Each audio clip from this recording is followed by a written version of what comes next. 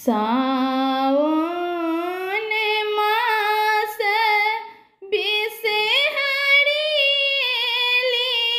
मिथिला धाम, बिसहरिएली मिथिला धाम। राम तुलसी के छाहर बैसे करथ राम। राम तुलसी के छाहर बैसे करथ राम। दरस देखेलो बिसहरि सुंदरी रूप, बिसहरि सुंदरी रूप। राम पियर साड़ी पहिर बिसहरि लागए अनूप। राम पियर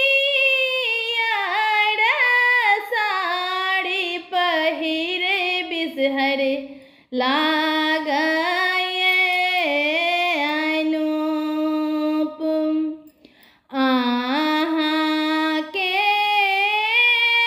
आसन बिसहरि मैना के पात, बिसहरि मैना के पात।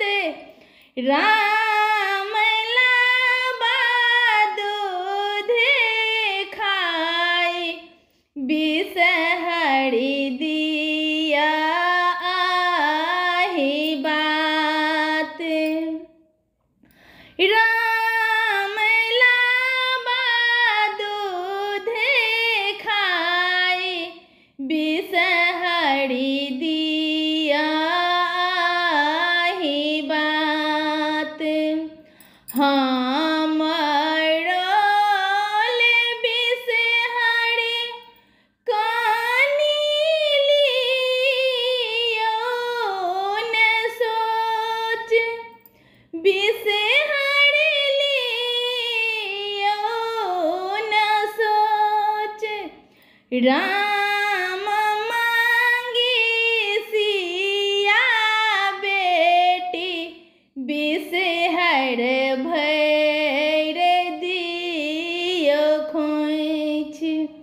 राम मांगी सिया बेटी बिसहर भैर दियो खोइछ।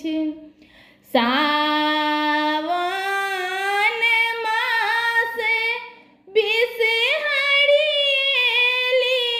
मिथिला धाम, बिसहरिएली मिथिला धाम। राम तुलसी के छाहर बैसे करथ राम।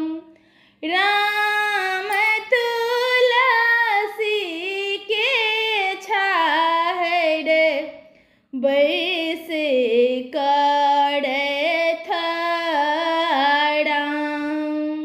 धन्यवाद, थैंक यू। नीक लागत तो चैनल का लाइक करब, चैनल पर नया है तो चैनल को सब्सक्राइब करब, कमेंट करके जरूर बताएब।